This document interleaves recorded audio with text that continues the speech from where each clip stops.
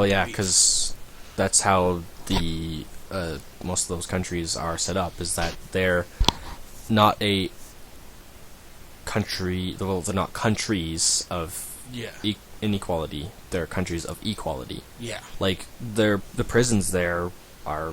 They're based on. They're rehab. Yeah, they're rehab facilities. The basis of it is not let's punish these people that have done crimes. It's let's make sure that these crimes don't happen a second time. Yeah, and like countries like Sweden, Switzerland, Norway, they have really low crime rates because they do things properly. And then America, land of the free, with some nice air quotes. Free. With them, they've got, I think, the highest per capita rate of people in prisons. Mm-hmm. And so how can you make an arrogant claim that you're land of the free when you have the most amount of people in your jails? That is just pure arrogance. What was I gonna say? I was gonna say something, but then I forgot it. It's gonna be lies upon your ears. Very scholarly.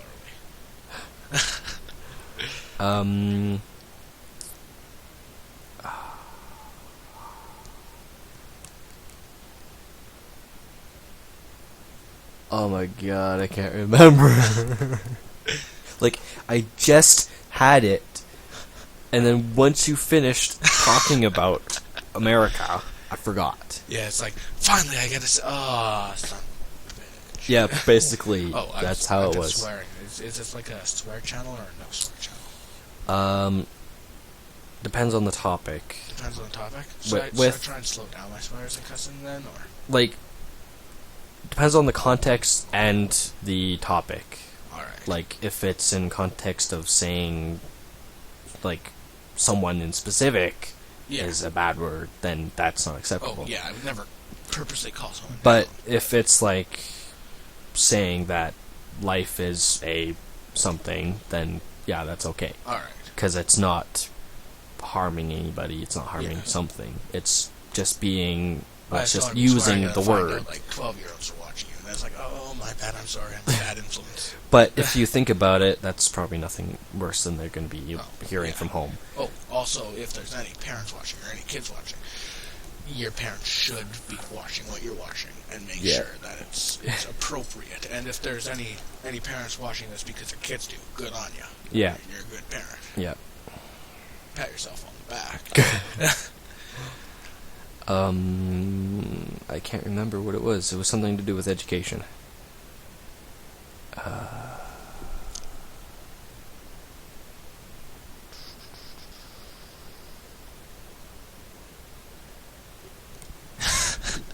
Oh, actually, it wasn't to do anything with education. It was actually to do with the corrupt points of countries. Right. So basically, a website. I don't remember what the website's name was, so don't quote me on that.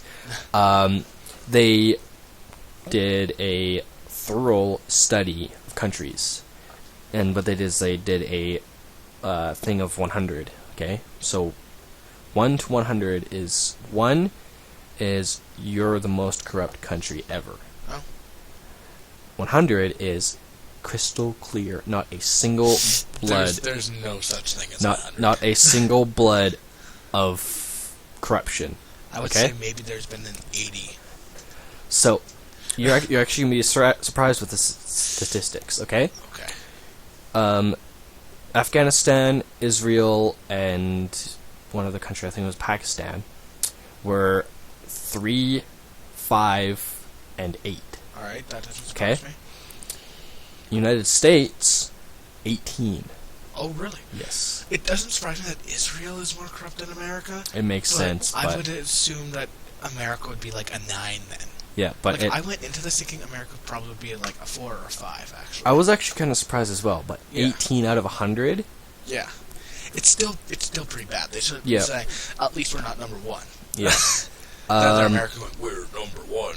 Oh, we don't want to be number 1 this time? Okay. I believe Canada was 84. 84, nice. I think somewhere we're a in, little bit more corrupt than 84, but it was somewhere around there. It was like it wasn't. gave us like a it, 70. I can assure you, it was above 60 though. Yeah, I would give us a 70 probably about. Yeah. To be If, fair, if though, you think I about also wouldn't give anyone above an 80 because if you think about Stephen Harper, then Stephen. Let's just say next year is my first year voting, and I'm not voting for Stephen Harper. I'm sorry if that offends any Canadians out there that are watching, but I'm not a big fan of our current Prime Minister. So there was well, actually no, not those ones, but Iceland and Sweden? No, not Sweden. New Zealand. Yeah. Iceland was 90. If anyone was going to get above 80, I would say New Zealand or Iceland would deserve it most. But New Zealand is 97. oh, really? Yes. Which is kind of astonishing. No, it actually makes sense because they actually got the award for the most free country. True. They are a great nation, but I'm astonished that someone got above 95 even. Like, I know, right? I would say no one's getting above 80, but the fact that somebody got above 95, that is impressive. Mm-hmm. Like, yep. Iceland, like, tip of the hat to you. Like, yeah. That's fantastic. Recently, actually, Iceland had their first reported killing from police officers. Oh, really? First one reported. And then in Canada, I think there's been something like 300 deaths relating to tasers or something like that. Yeah. Or it might be even higher than that. I can't remember. It was a while ago, but I think I remember hearing 300 sometime. I looked it up for somebody that was talking to me about it, so I looked it up, and I think 300 or something in that neck of the woods was. Mm-hmm. And that's just in Canada for taser-related police killings. Yeah. And like the story of it in Iceland was a man was in his home and he was drinking and he was intoxicated. Yeah. And he was playing around with his guns and he was like shooting in his house. Oh. And so basically the police came over and they were trying to talk him down. They were trying to say like, don't be doing this. We'll try and help you and stuff, right? And so he continued shooting, he continued drinking, and the police, they came to the house and he fired upon the police and the police fired upon him and then he died. Something like that's a no good scenario. But if I was going to condone death by cop, that would be the best of the absolute worst. Like, I'm not saying like this is good job for killing this guy. I'm just saying it was a horrible scenario, and out of all the times, I'm definitely not mad at the police in that scenario. But if you think about it as well, like United States, they probably have an absurd amount of number of police killings. Yeah. Even like police killing because they just wanted to. Yeah, just bored. I felt like it at the time. Like, what? I can't remember the name of that constable, but I think it was in. I can't remember at all. I can't remember. I'm not even going to talk about it. I can't remember. It actually happens in Texas a lot. A lot of hate crimes from police officers. Yeah.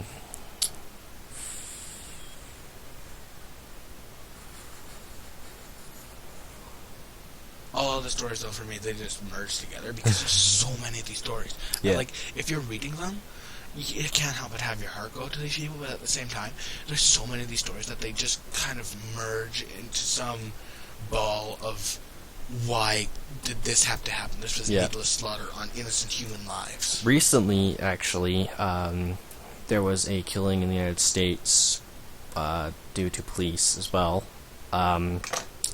There was a family. They just came out of like a mall, right? They're walking. Well, before they go into the mall, like I'm gonna go over beforehand at this moment. So the daughter was getting yelled at by the mother, okay? Just because the mother was being like a teenager, right? Yeah. Not wanting to communicate, not wanting to be like, not wanting to listen.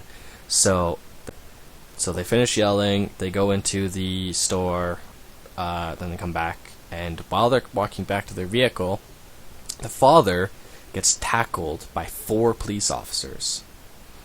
And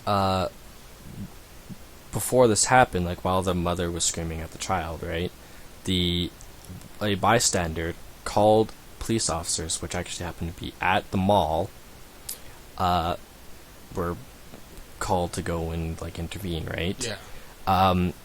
They supposedly, even though it's not like actually shown, because there's video evidence of this happening, right? The police officers reported that they walked up to the man, they asked him, okay, can we get your identification, blah blah blah, right? And then they were like, okay, well, he was being aggressive, like he held a fist and he was showing stress and stuff, but in the video, none of that happened, right? So the man actually ended up being killed during the whole ruckus, because when they tackled him, they didn't just tackle him and try and subdue him, they actually attacked him. Yeah. They weren't like actually trying to be officers of the law. They were acting on their own accord.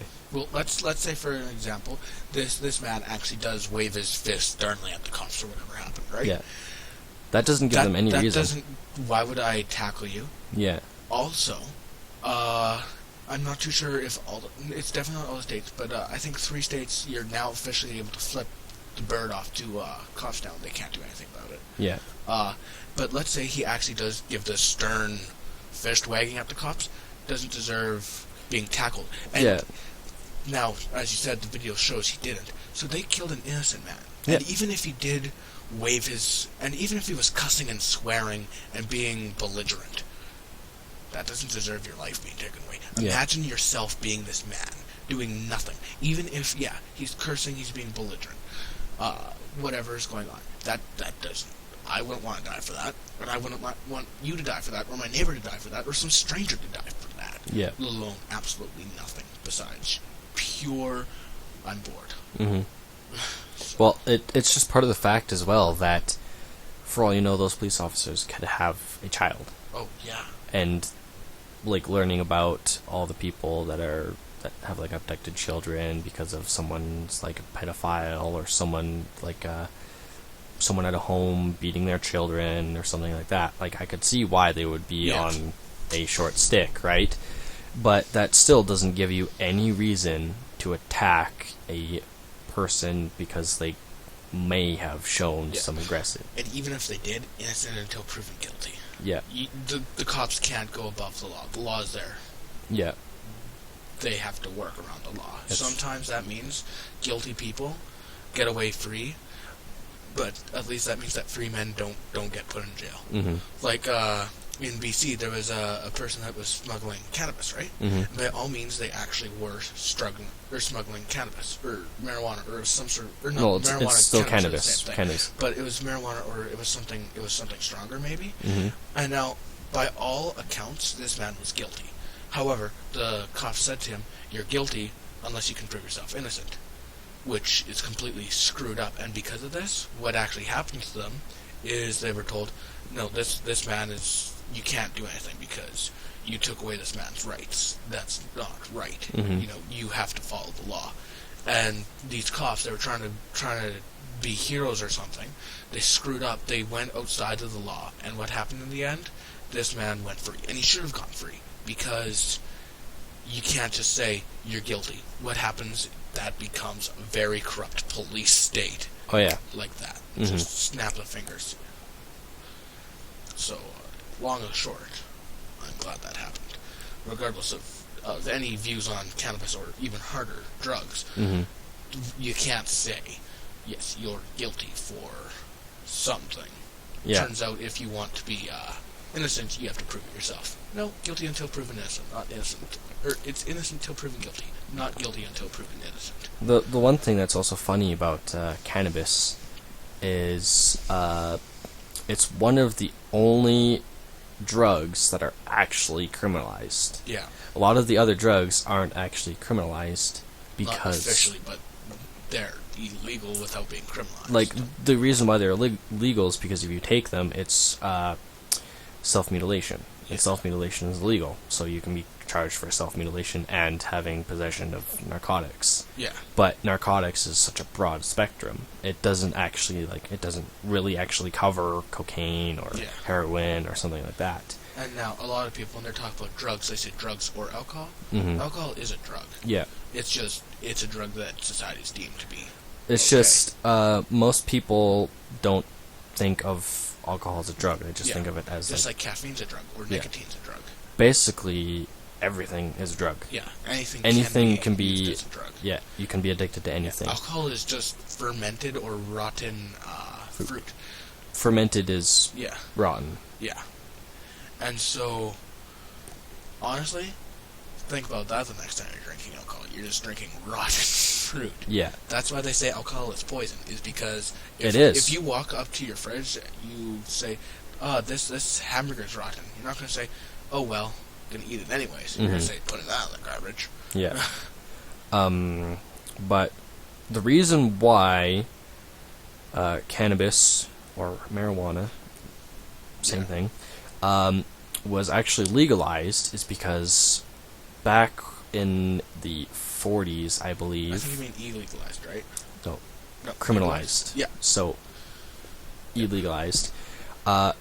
The government of America was actually farming hemp. Yeah. They were making paper from hemp. They were making fabric from hemp and everything, right? Paper companies out of business. Yeah, and then what would happen is, like, people that were smoking marijuana, like the female version of the plant, they would like come across these massive plantations of the male plant. The male plant is the one that produces hemp. And so people would smoke the hemp and they would die. Yeah. So then they were like, okay, we have to stop this. We have to, like, figure out a way in stopping people from smoking our hemp. So what they did is they're, okay, the easiest way that we can do this is make it illegal. And, like, put sanctions on it so people can't just walk into our spots and find it and start smoking our hemp, right? Yeah. So then, like, they can't just say, okay, so, this is legalized. Well, it's not like marijuana itself, it's the cannabinoid, because it's in both plants, just it's less on the one, because the one doesn't produce as much as the other one. Yeah. And most people think it's illegalized because it's a drug. Well, that's not the reason, because it was being farmed for forever. Yeah. Yeah. And, like, there's many countries that have their religion based around it. Oh, yeah. Like Jamaica and Costa Rica and places like that. They have their religion based around it. Yeah. I believe you're referring to Rastafarianism. No, Rastafarianism is a very serious religion, and it's not just the marijuana. But...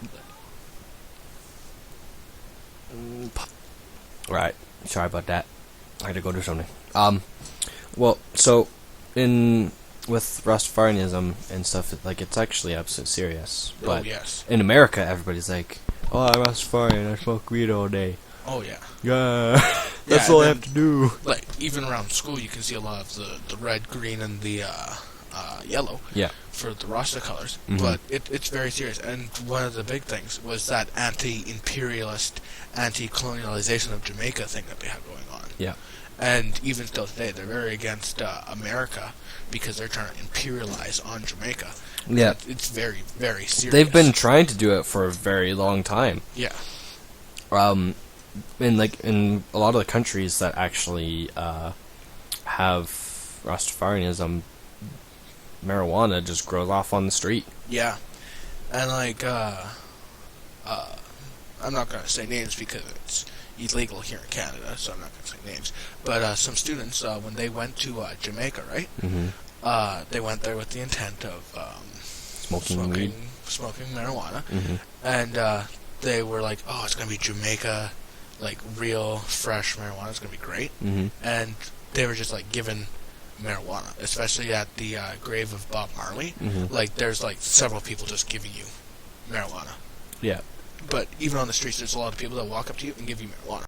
and they actually tried to pay people back the last day they were there, and they're like, "No, you pay me back." And they're like, "I'm leaving today. Like, I'm going on the airplane and going back." And it's, "No, you pay me back." Like, they're super kind people. Yeah. And, like, they don't even really have to sell it there. Like, you could just walk out in your yard, and there you go. You've got weed. Yeah. And even in Canada, I think you can grow 2 pot plants for agricultural purposes. Also, in your own home, it is legal to smoke cannabis. Mm-hmm. As long as you don't leave, because it's illegal to be intoxicated in public. Yeah. Whether on alcohol or marijuana. So, any kind of drug. So for all you Canadians watching, don't get plastered and leave home. Don't drink coffee and leave your house. Yeah. And definitely don't go to like a cop's shop and start drinking coffee. And if the cops walk in and you're drinking coffee, pretend that's water. But it would be, like, obviously, like, only if you could actually see that they're intoxicated through something. Yeah. And now, for me personally, I have never actually tried cannabis, and I don't intend to in the future, but I do believe that legalization of it would be the smartest for both. It's a really good idea. It's really good. It could be taxed and bring taxpayers a lot of money. Also, if we've decided as a society that alcohol is fine and tobacco is fine, then why not legalizing marijuana? Because it's easy to explain to people. Don't smoke the male plant plants. It'll kill you. Go ahead, smoke the female plants. You'll be fine. It's easy to explain that to people, and they're not going to be like, "Well, I'm going to prove you wrong and start smoking male plants." And if they do, then they're just stupid. But another thing is, it's good for taxpayer money. Also, as far as it goes, right? I can't remember which one's which. One of them is an upper and one of them's a downer, alcohol and marijuana. So they do opposite effects, basically, of each other, but alcohol they both brings down your... It brings down your, like, whole psychological ability and stuff. And so they both impair you and take down your thinking and cognitive processes, I believe. However, marijuana or cannabis, same thing. It actually repairs brain cells, whereas alcohol damages and kills off brain cells. Like, yes, there's actually a large amount of things that are good with cannabis. Like, it helps with pain. It helps with a couple other things. It helps with your long-term memory, but with your short-term memory, it destroys it. Oh. It destroys your short-term memory so badly that you don't even remember really anything that you did the day before.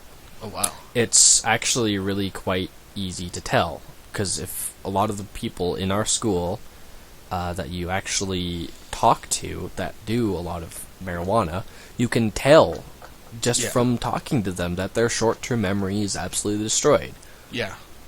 And like, I guess that makes sense, because a lot of the time, and especially how right-wing media twist it, but also, in my experience, a lot of the people that do smoke marijuana, they don't do well in school. And I guess that would explain it, because if I can't remember yesterday, then I don't remember yesterday's lesson. If I don't remember what I was taught yesterday, when it comes to a test or assignment, there's no way I'm going to get a good mark on it, because I don't remember it at all. Yep. So that actually makes a lot of sense. Mm-hmm.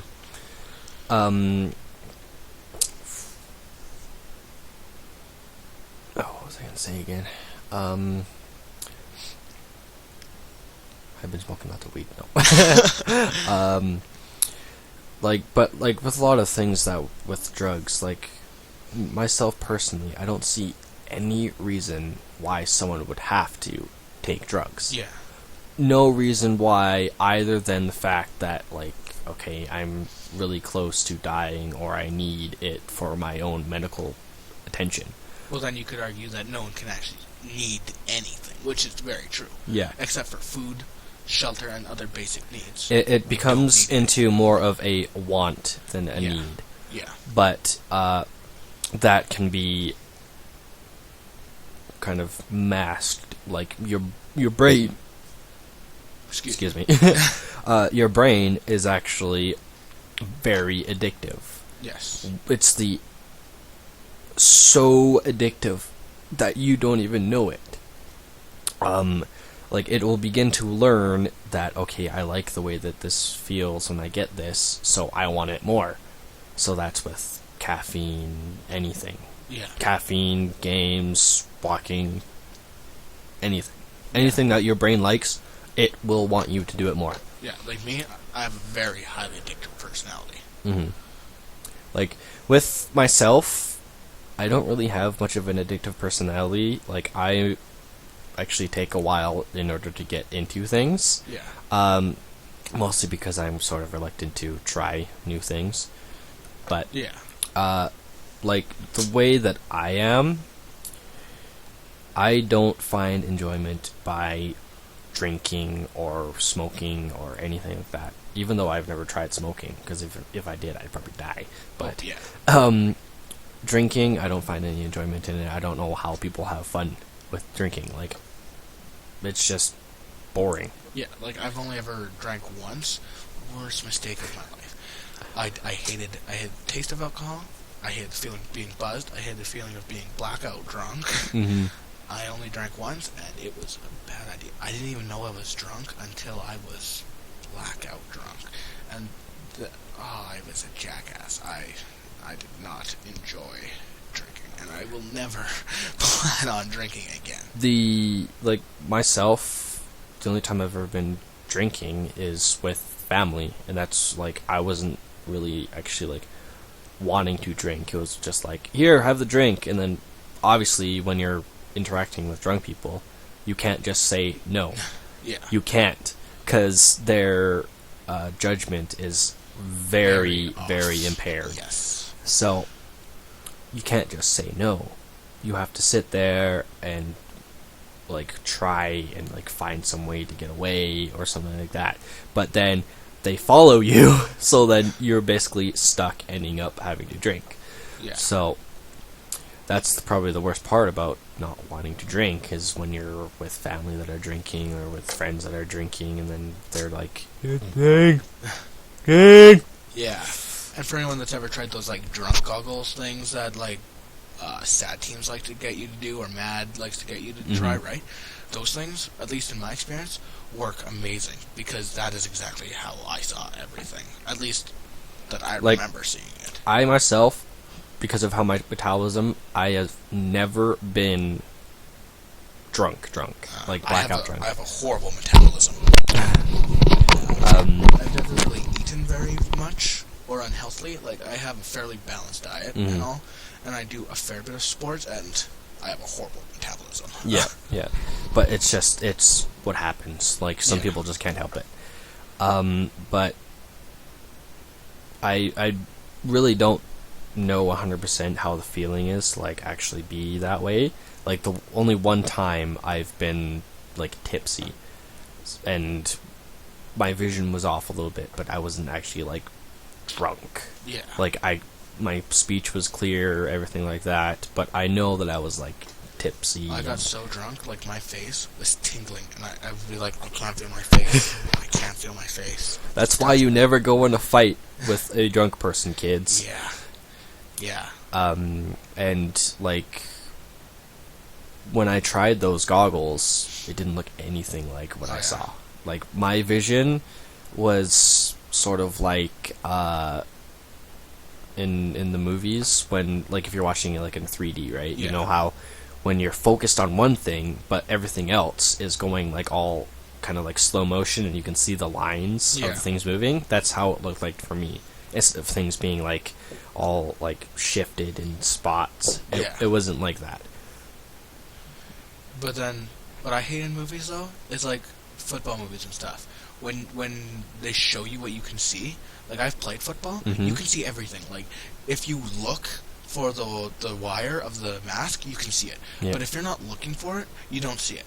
And, like, in the movies, that's all you can see. And it makes it look like you're completely blind and dumb. But no, you can see everything still, except it's slightly smaller because there's that helmet around you. But you can't see the wires in it. Because your brain blocks it out. Like, you can see it. Yeah. It's just that your brain chooses to forget it. Because there's more important things, like you're thinking, I have to hit the guy in front of me, gotta tackle him to the ground, go for the it's receiver. actually much deeper than that, which I'm gonna wait for this to... so basically, what happens, like, you can actually see your nose. Yeah. Your eyes can perfectly see your nose. It just It's deletes just, it. it deletes it.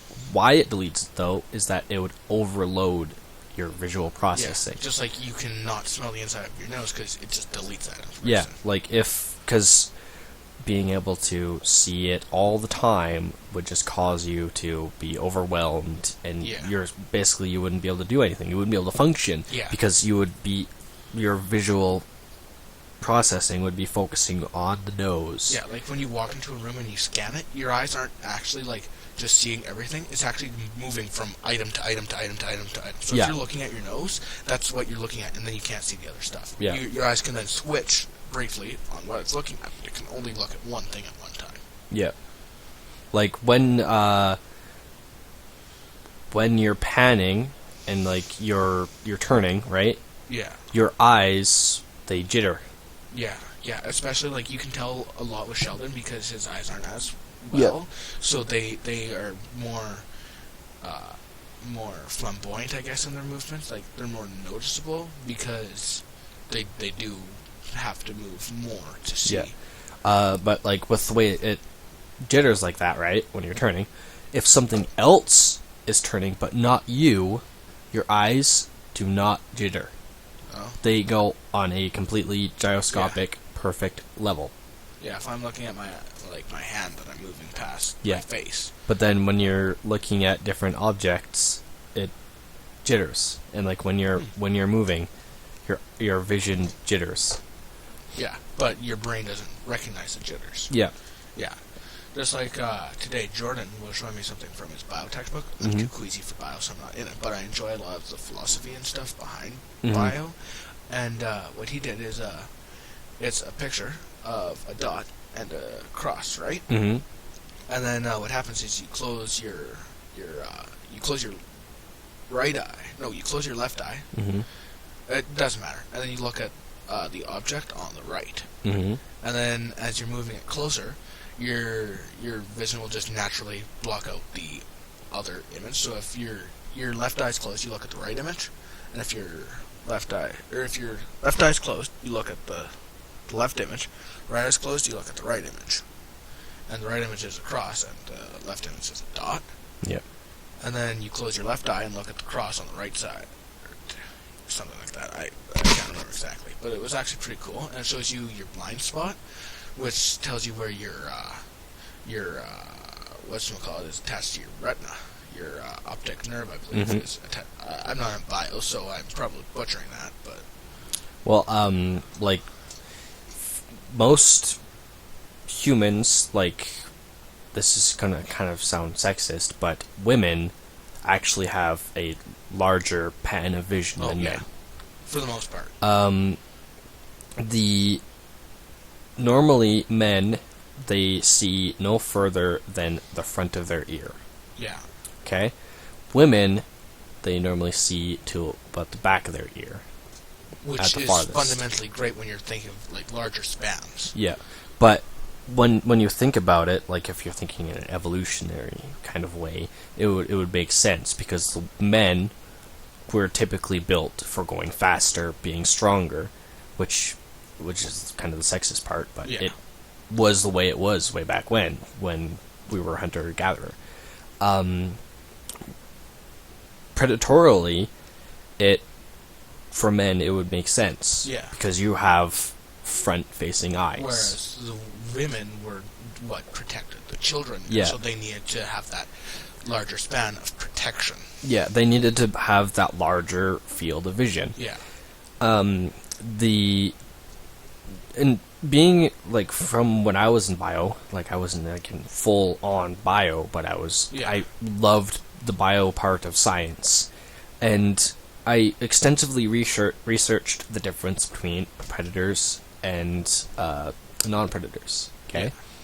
All predators have front-facing eyes. And then stuff like horses. Horses have them on the side. Eagles have them in front.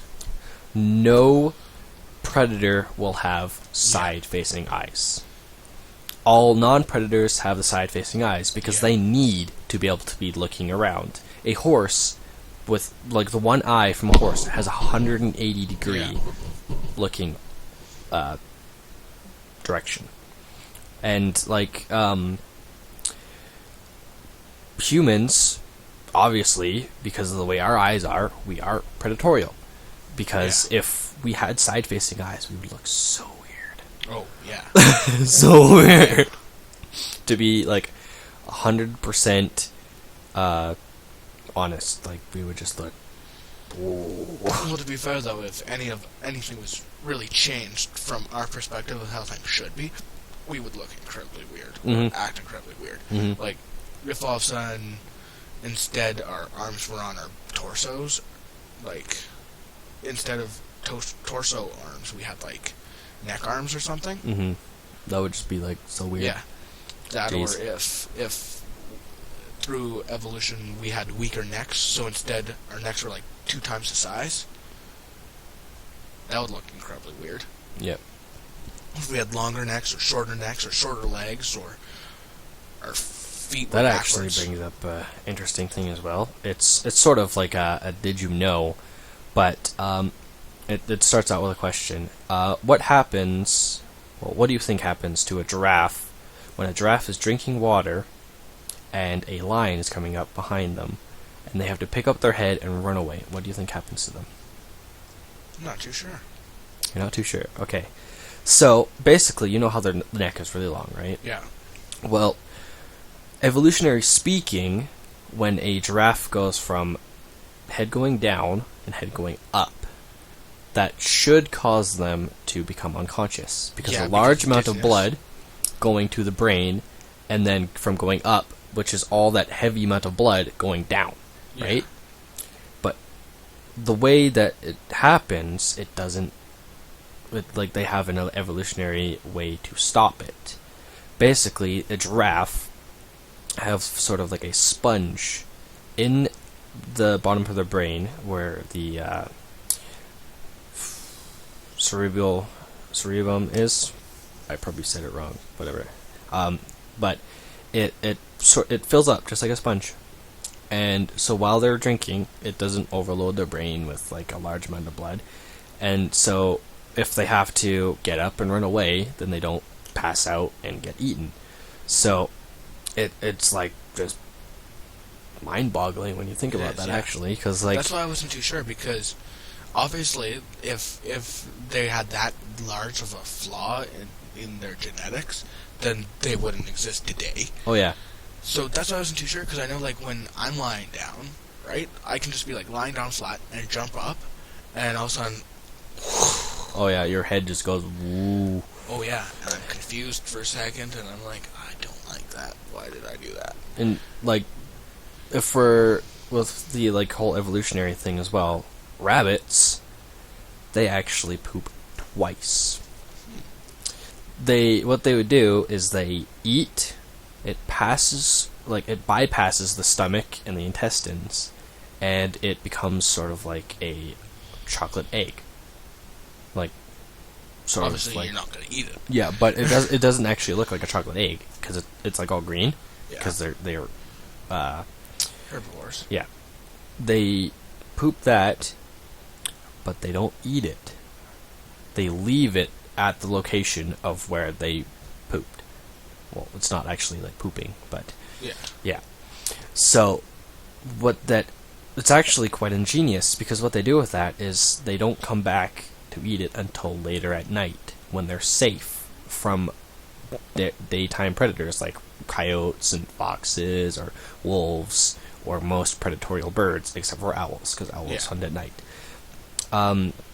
They, like, I was watching a documentary about this, about like how the rabbits go over. The person's like, why would you have such a thing like that? Like, why would you have it bypass your stomach and your intestines? It was like, well, it really makes sense, because it breaks it down nicer for you. Yeah, and it makes it so that you don't have to waste that whole amount of time sitting there trying to eat it. Yeah. Like, and you're safer in the way like that. Like, you eat it, goes through, and then you go and hide for like a little bit, and you like Yeah. maybe sleep for the night, and then you go back at night and you go and eat your food. It really makes sense. Yeah. Also, you wouldn't want to like just take the food, go to your they smell and they go, rabbit. Yeah.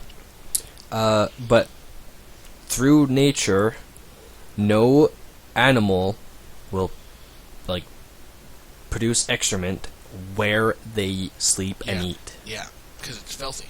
Yeah, they And will they recognize that. always go in some different spot. Yeah. They're not eating. And of course, or as you said, through nature, there's always that time where you take an animal and you put it in a cage, and then it's shitting right next to its food Yeah, dish. that- and then that's- there's the people going, look at that filthy animal.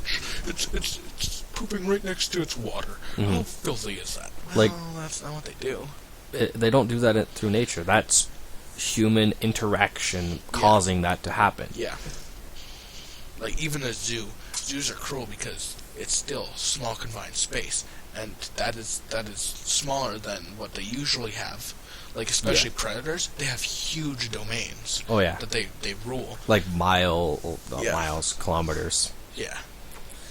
And then all of a sudden, boom, you're in a cage. Usually semi-large, but it's like these are semi-large cages where the zoo is what they normally would control, if not larger than the entirety of the zoo.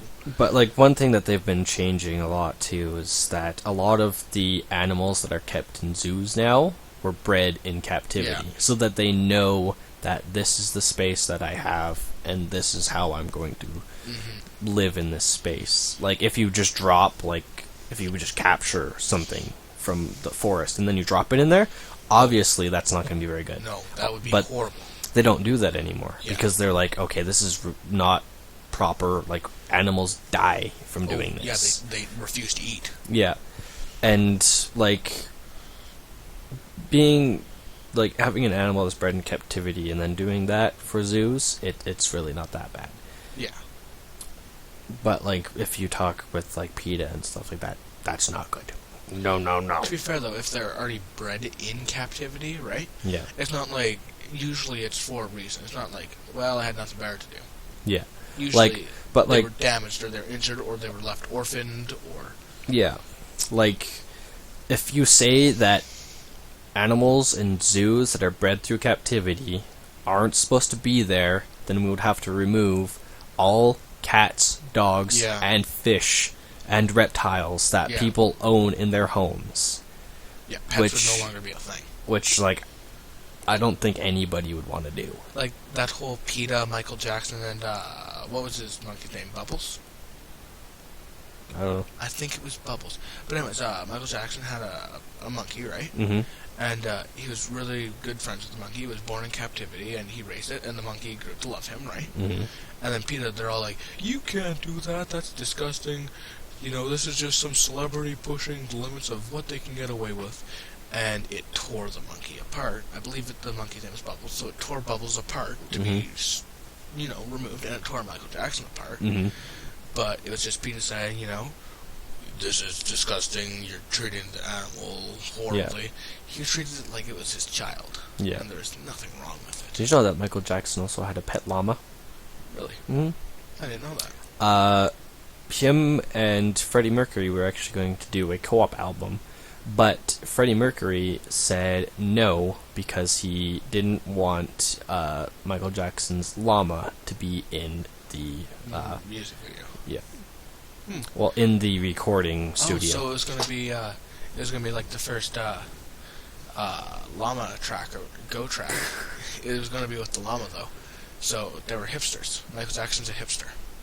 Was Was a hipster, yes. He passed away, Yeah. sadly, and tragically. there's actually a conspiracy that Yeah, you're telling me it's just a yeah. bunch, right? Yeah. that the Michael Jackson that died, I don't remember how long ago, like 2-3 years ago. I think it was 2009? Yeah, It was So- a while ago.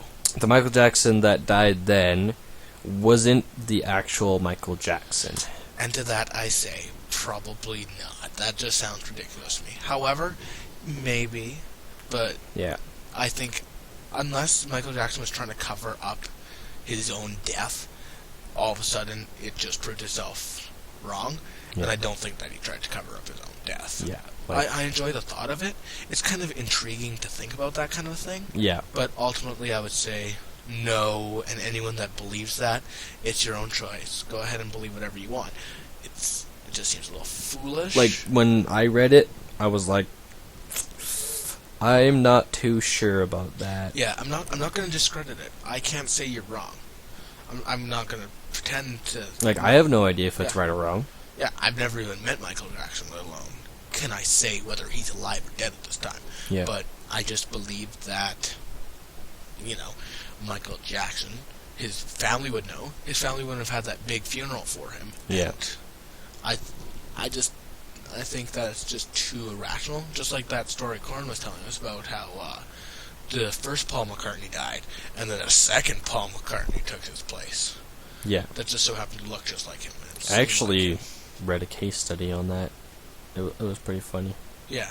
And these are intriguing thoughts, and it's nice when you're avoiding your homework, or don't avoid homework, but like whenever you're like, well, I can't get to bed, look that kind of stuff up. It's cool. It's intriguing. Yeah. However, for the most part, it's impossible. Yeah.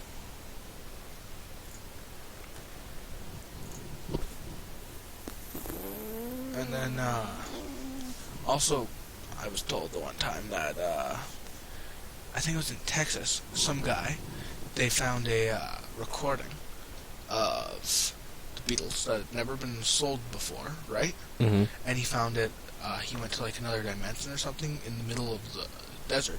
And the amazing thing is, you can actually find the track he found, Mm-hmm. and it sounds like the Beatles. I haven't heard it.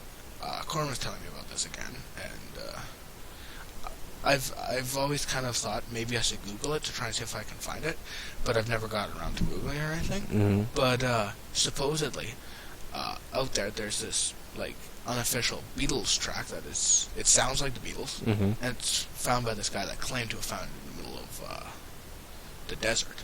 Hmm. And it was in Nevada or Texas or some hot place in America. I remember hearing about that.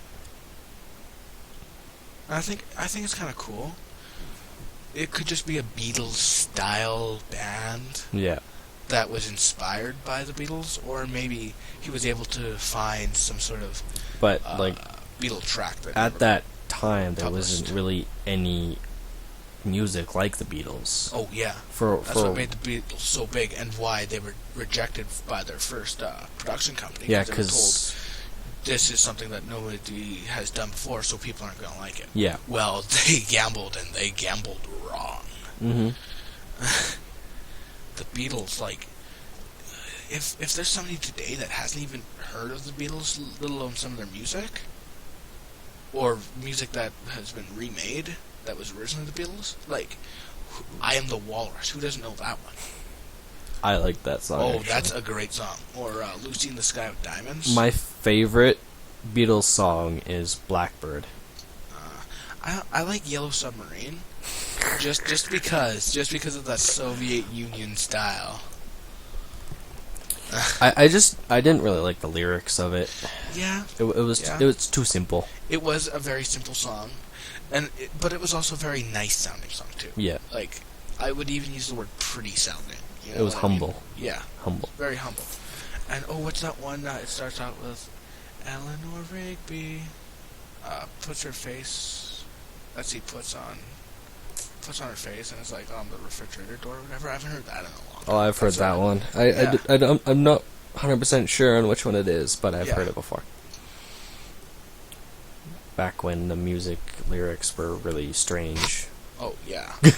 Oh, for sure. Like, yeah, if you think of like Rob Zombie and people like him, then yeah, music.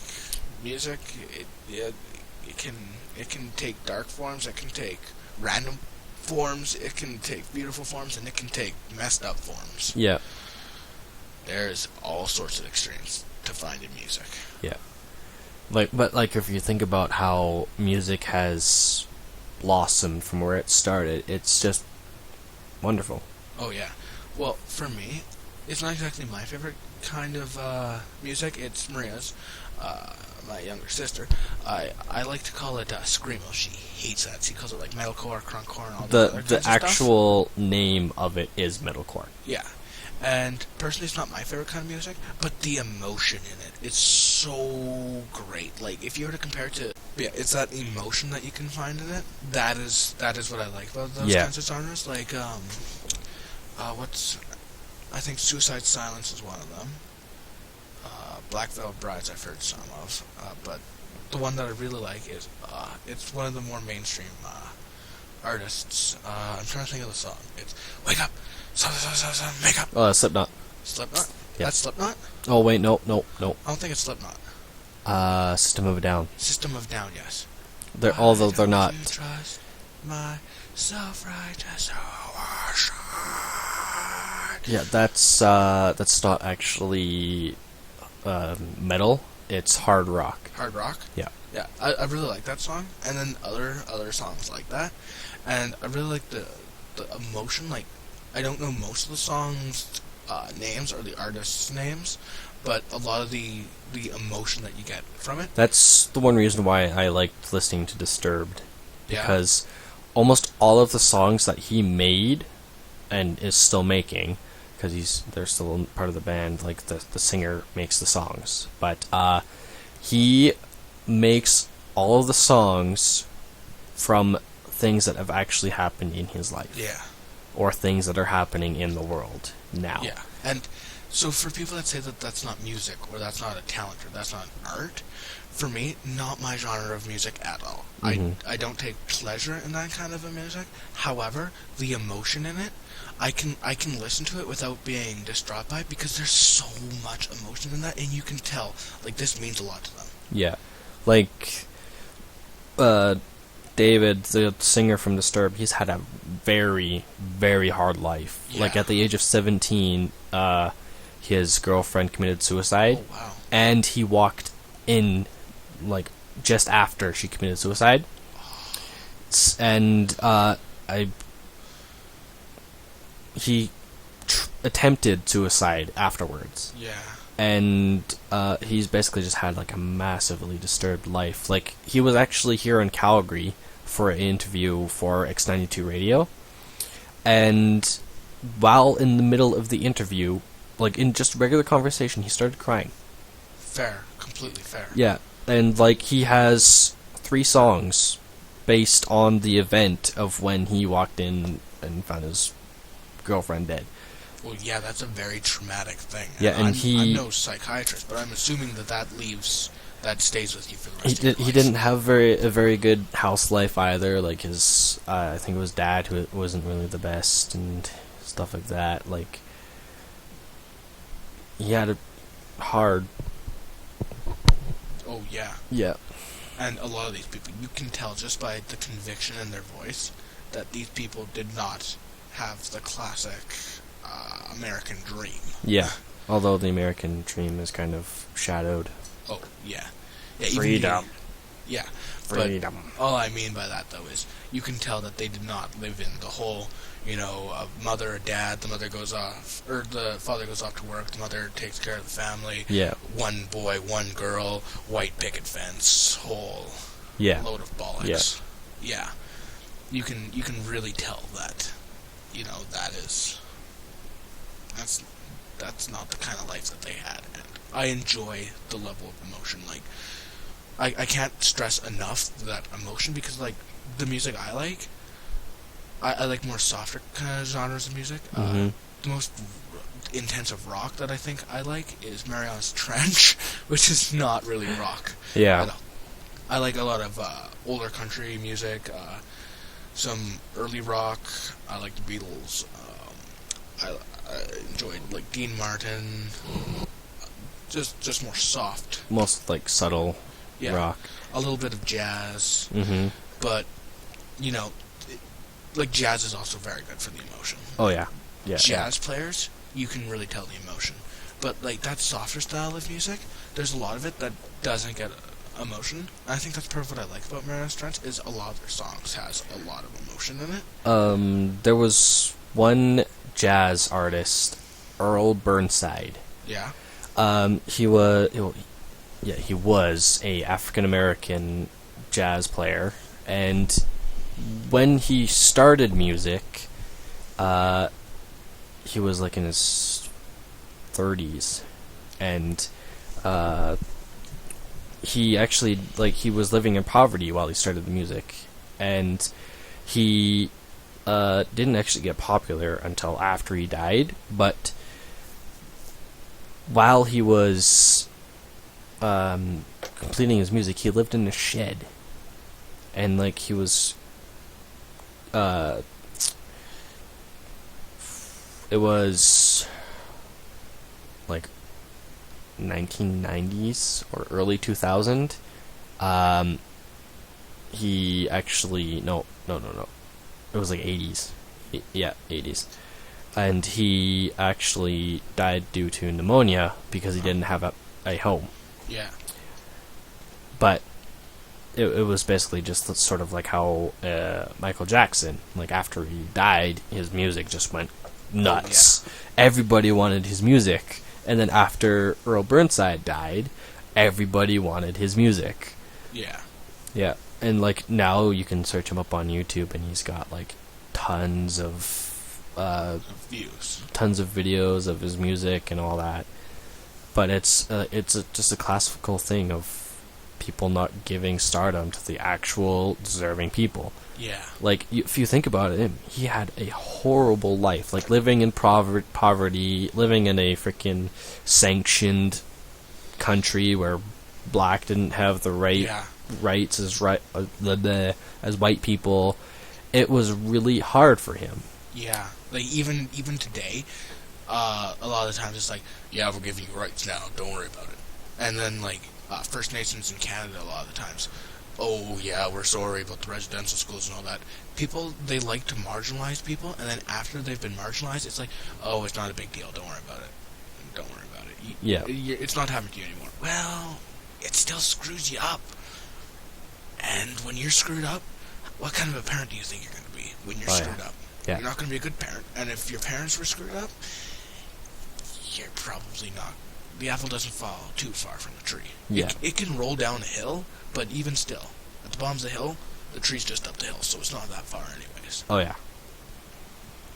Like, everything will just continue repeating itself. Yeah, until something, it's like the whole, an object in an object... In motion will always stay in motion. Stay in motion while an object in rest stays in rest. That's very true. Yeah. However, if I walk up to something that's moving and I stop it, it's now in rest. Or if I push something in rest, it's now moving. Mm-hmm. So you can, outside forces can affect that, but if there's no outside forces, it will still continue down the path it's on. Yeah. Like if there's no gravity, no drag, no nothing, it'll go. Yeah. Now, of course, we don't live in a flawless system, so if I push you on that chair, you'll just stop eventually. Yeah, because I have the gravity and the drag and inertia and all that kind of stuff. Yeah. Physics, I got a 30% on that after the diploma. That was great. I don't even know how much I got on my English diploma. I passed social. I was very happy to pass social. But the only thing that was like, there's no way in hell that I passed it was physics, and there was no way in hell that I passed Physics is difficult. Yes, it is. And I thought, like, people told me, grade 12 physics, way easier than grade 11 physics. No, people that tell you that, and if you're listening to this and you're like, oh, people have been telling me that this grade 12 course is easier than this grade 11 course, there's a reason why that's the grade 12 course and that's the grade 11 course. Yeah. It's expanding on knowledge. I don't even know why I pretended to believe it. I just was like, cool, I can No, I tried my hardest and got a 50 the year before, and I tried my hardest and got a 30 this year. Actually, I didn't try my hardest this year. Who am I kidding? This year I didn't even care. Because you're like, oh, this is just harder. Yeah, this is just harder, and I got a 15% last year. Like our physics teacher told me, I clearly did not understand things that should be prerequisites. Yeah, like, they try and make it simple, but it's not. Oh, yeah. Yeah, there's a reason why we didn't just know this information instead. People like Sir Isaac Newton or Kepler had to figure it out. Yeah. And they spent years. Oh, yeah. Years studying this one topic only to figure it out. And now in a year I'm supposed to learn what several people learned in years. Now, of course, it's easier after it's already been discovered.